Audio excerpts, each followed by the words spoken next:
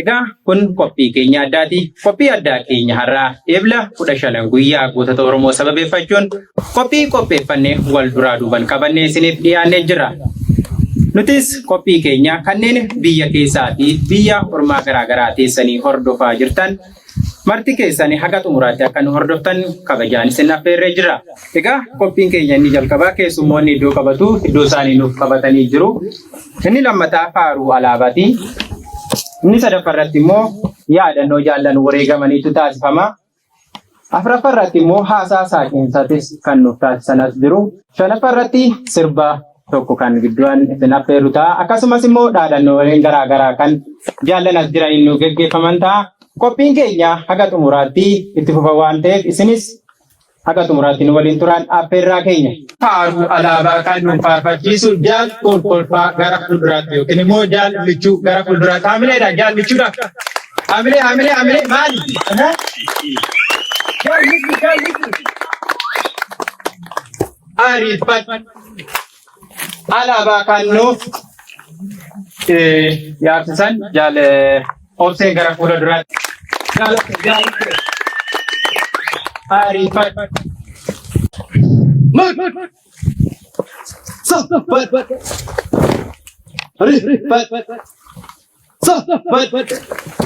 Alaabaa nagaa guutuu kenna. Alaabaa baasuuf tokko lama sadi. Alaabaa Oromoo ibsituu dukkana. Guyyaa si dhaabannee garummaa dhaabana. Kunkumnillee kufuus kana beekti dhaabna. Falmarraan deebinuu tarreerra dhaabbanna. Ilmaan saba keenyaa bakkuma jirani. Gasi dhaabuuf jecha falmarra kuufani. Dhiigaan si facaasaa lafee si bobeessa. Oromiyaadhaatti gasuma dhaabsisa. Astaa sirnaa rayyaa abdii walabummaa. Dhiigaan gasi dhaabnaa yaafaachi tokkummaa. Baraani of keessaa adis taatee galte. Mallattoo mootummaa Oromoodhaa taate. Si jaalanii bullaa gush tokko taatullee. Guyyaan sunni dhufaa gam yoo turullee. Alaabaa Oromoo ibsituu dukkana.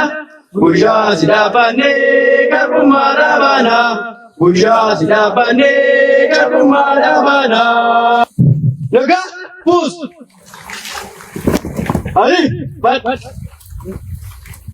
Egaa jaalmichuu gara teessuma isaaniitti nuuf geggeessitu akkasumas jaalobsee gara teessuma isaaniitti.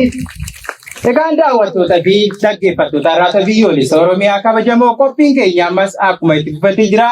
Dhaadannoo kan nuuf dhaggeessu jaal urjii sabaa gara fuula duraatti jaal urjii haamilee. Jaal urjii. Haamilee. Arifat. Jaallata taalii sabaa jirtu? Jirtu? Injilli didaa garbummaa itti kufa.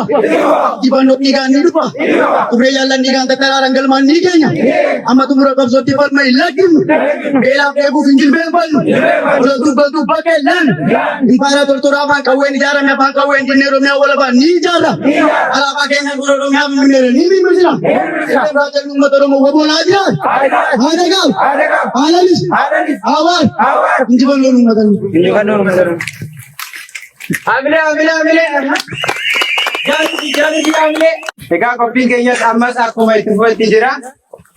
Kanatti aansuudhaan faaruu jaallan wareegamaniitu itti aana waan ta'eef faaruu jaallan wareegamanii kan nuuf faarfachiisan jaallu gaafuu fuuldura keenyatti argamu.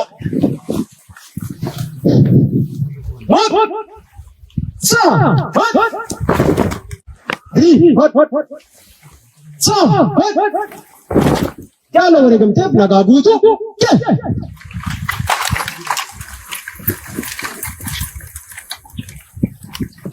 faaruu jaala wareegamteetiif tokko lama sadi.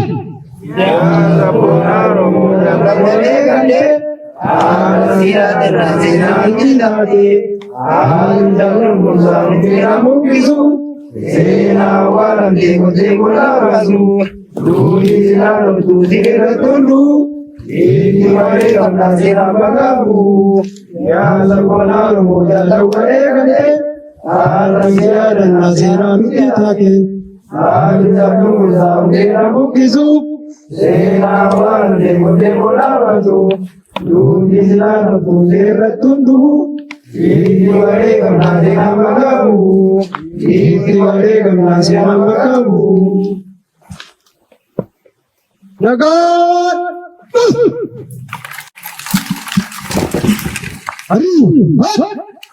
Egaa jaatin gaabuu gara iddoo teessuma isaaniitti nu deebisaa haamileedhaan.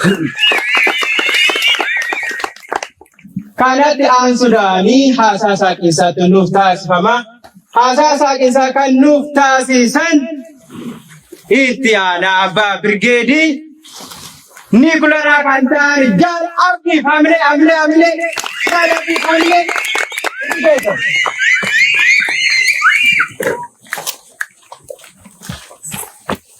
Hari,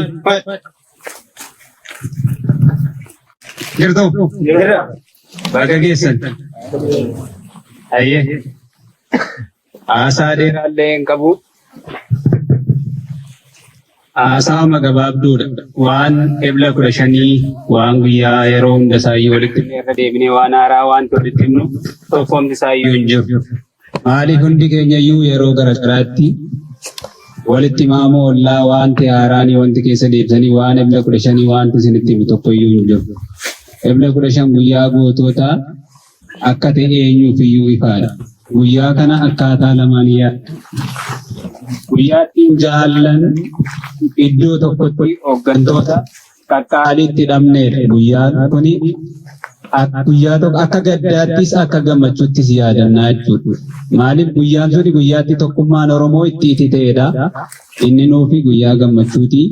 Inni tokko immoo guyyaa ittiin jaallan 11 iddoo tokkotti hidhamneedha. Kanaaf haala lama keessatti isaanii yaadannaa jechuudha. Kanaaf nuyi ammoo guyyaa kana jaallan isa warra sana duwwaa otoo hin taane warra qabsoo kanaaf jedhanii yeroo kamittiyyuu aarsaa kaffalan hunduma isaayyuu walitti qabnee yaadanna. Guyyaa kana isaan duwwaayyuu miti jechuudha. Jaallanni ergumanii qabsoo jalqabneeyyuu jaallan meeqa jaallan qaqqaalii meeqa of biraa akkatti hidhamne beekama. Guyyaan kun guyyaa nuyi itti erguu keenya haaromfannee guyyaatti jaallan sana erguu isaanii itti galmaan geenyuu fi wareegama isaanii sanatti nuyi gatii gochuudhaaf itti erguu haaromfannu jechuudha. Kanaaf guyyaa kana nuyi warri har'a guyyaa kana argi isaan carra dhabeessa otoo hin taane nuyi carra qabeessa. Isaanis carraa dhaban otoo hin taane hireen qabsootu guyyaa kana isaanii argisiifne ofii isaaniitti shaamaa ta'anii baqanii nuun akka guyyaa kana arguun isaantu nu godhe isaanii fi galanni guddaan isaanii bilisummaa ta'uu barbaada. Itti aansuudhaan guyyaan kun nuufi guyyaa addaati. Maaliif jennaan guyyaattiin jaallan biraa akkuma san yaadachaa kaayyoo isaanii ammoo wayimi jiraannee galmaan ga'u. Wayimi ammoo itti wareegamne laba isaanii sana ittiin ga'uudhaaf itti waadaa seennuudha jechuudha guyyaan kun. Kanaaf guyyaa kana namni kamiyyuu isaayyuu guyyaa kana guyyaatti sirbinee itti dhukaasnee itti machoofnee itti ta'uu osoo hin taane guyyaattiin jaallan itti yaadachaa. Mataa yeroo kamittiyyuu guyyaa kana duwwaa isaa yaadanna miti. Kan isaaniin jaallanii yaadannu guyyaa kana duwwaan yeroo kamiyyuu isaan onnee keenya keessa jiru. Bara baraanii isaanii onnee keenya keessa yeroo kamiyyuu guyyaa ebla 15 duwwaa yaadanna miti. Yeroo kamiyyuu onnee keenya keessa jiru. Maaliif guyyaan kun akka dhaabaatti irratti murtaa'ee kan ittiin isaan yaadannuudha malee guyyaa isaa yeroo hunda sa'aatii kamitti onnee keenya keessa sa'aatii isaanii itti baan tokkoyyuu hin jiru. Isaan gootota keenya jechuudha. Kanaaf irra duwwaa yaadanna miti. Yeroo kamiyyuu taanaan yaadachaa jiraan. Nuti immoo warri har'a hafee asiin ga'ee warra yookaan galmaan ga'u yookaan jiraannee galmaan ga'u wayima immoo wareegamnee lafa isaanii sana dhaquudha malee wanti duubatti nu deebisu tokko iyyuu hin jiru. Ani haasaa dheeraan qabu haasaa gabaabaa kan man qabaa fayyaa ta'a injiban. Hamilee jaalabdiidhafi. Egaan daawwattoota fi dhaggeeffattoota araata biyyoolessa Oromiyaa kabajamu qophiin keenya ammas akkuma itti fufetti jira. Haga xumuraatti nu waliin turaan affeerraa keenya. Kanatti aansuudhaan weellisaa fi akkasumas gaazexeessaa araata biyyoolessa Oromiyaa kan ta'e weelluu tokko ajab kan nuun jechisiisu Jaal Haacaaluu Rooba gara fuulduraatti hamileedhaan Jaal Haacaaluu jaalate. Ebila 15 guyyaa gootota Oromoo kan bara 2026 bu'aa bahii qabsoo rakkoo qabsoo duula Oromaa fi biraa fira keessaa karaa hundumaa dandamattanii guyyaa ulfina qabeessaaf seena qabeessa kana baga nagaan geessan saniin jechuun barbaada. Inna kannuu bolbaatee naakee wareegamtee darbuus lubbuun kee kayyoo dhugaa taphaa kee irra jirraan iseenne waadaa digatanii galaa godaanne bilisummaa dhagaalli keenya wareegamtoota jaallan kalee qabsoo fi gootummaa irra dhaallee kayyoo sana gilmaan ni geenya irra jirraan iseenne waadaa digatanii galaa godaanne bilisummaa dhagaalli keenya jilbeenfachiistu hidhamii ajjechaa inni goota tokko kumataan biqilchaa hundaan qabsiifame humna uniifaa qabsa'an yoo kufees qabsoon itti fufaa. Egaa Jaal Haacaaluudhaaf mee haamilee. Egaa qophiin keenya ammas akkuma itti fufetti jira. Dhaadannoo tokko kan nu dhaadachiisu Jaal Ashuffaa yookiin Jaal Oksii gara fuulduraatti. Jaal Oksii.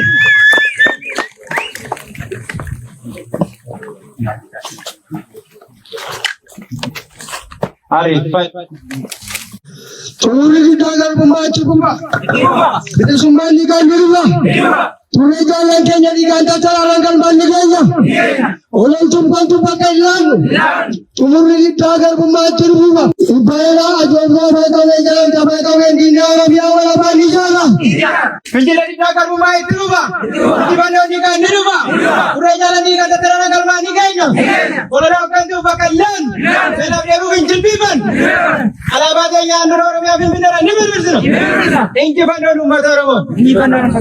Ammas mee dhaadannoo tokko kan nu dhaadachiisu Jaal Kolfaa gara fuulduraatti yookiin Jaal Michuu. Ariifat. Booma jirtu. Osoo tumura garbummaa deemudha. Annoon ni kan ni dhufa. Jaallan keenya ni kan tataraaran galmaan ni keenya. Baala tortortuu Itoophiyaa irraa qabee jaalamtamaa qabee ni Oromiyaa walabaa taate ni ijaara. Kanattuu galtuu bakka ilaannu. Kanaaf eeguuf hin jilbeeffannu. Qabsoo qabsoo irra ni aanna. Bara keenya lola Oromiyaa magaalaa Finfinnee kan ni dhaabna. Annoon kan uummata Oromoo. Akkas. Ammas dhaadannoo keenya akkuma itti fufetti jira. Kana ta'an sun ammas dhaadannoo kan nuuf taasisu Jaal Amansiis Kaayyoo gara fuula duraatti. Ariifat. Jirtu. Injilli diddaa garbummaa deemudha. Injifannoon ni kan ni dhufa. Turee jaallan ni kan tataraaran galmaan ni keenya. Ifaayira bututaa afaan qawween ijaarame afaan qawween inni Oromiyaa walabaa ni ijaara. Amma xumura qabsootti falma hin lakkinu. Beelaaf deebi'uuf hin jilbeeffannu. Beelaa baranna. Beela jaalala. Injifannoon kan uummata Oromoo. Sirna dungoo nu qabsiisuu fi egaa qophii duraan malee turee rakkoo qabu. Jaal Kalaqee gara fuula duraatti Jaal hin qabu.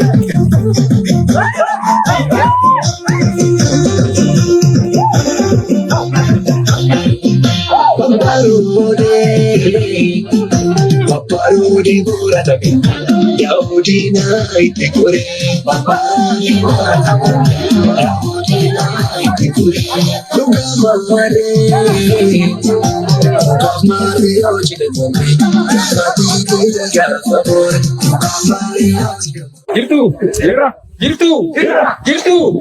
Apa ada semua orang jira. Wabo anak wabo ko.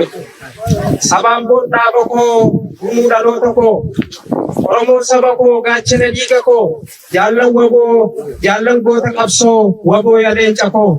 Jalang bota kapso, wabo yale chako. Ugulle bultani, iddo jirtamara, warinu bultani. Akam nagadena, dirame jirtani. Akam nagadena, dirame jirtani. Amin. Dia Oromiati, abang biasma. Dia Oromiati, abang biasma. Jalan kota kapso, Oromo ketma. Kita buka weke, jabe sirawa ke. Aje sinaba ke, ijari gunung ke. Cimsat bingre ke, unsat bija ke. Cimsat bingre ke, unsat bija ke. Kaya babiya, utubas bila. Kayo mo amne, boachi somale. Takatakan lali isarraf kale wabo ko dira ko sumafana de ture jallan kale ture ranki haka isatu sindeme dan gitti sindaka dan dio bojannan elemo ya deddu jalna di kamada kota jabar pada ture jallan basan jemu isanaku dan di elemo pa bersifat sabako nagan gitti janna Oromo simbolna, nagan ditujanna, Oromo simbolna. Yada dua boko, gacana sabako, gaddi salamito, dinan, ano Oromo. Ega, welu, tokong bodo litide belajar. Oh. Teganda watu tafidage patuta rata biyo de Oromia kabajamu. Kopin araf kope fanne kanagama hordofa turtanida. Kopicha beeksisuun kan isin waliin ture ani kennaa sabaati Horaa bulaa deebanaa injifannoo uummata Oromoo.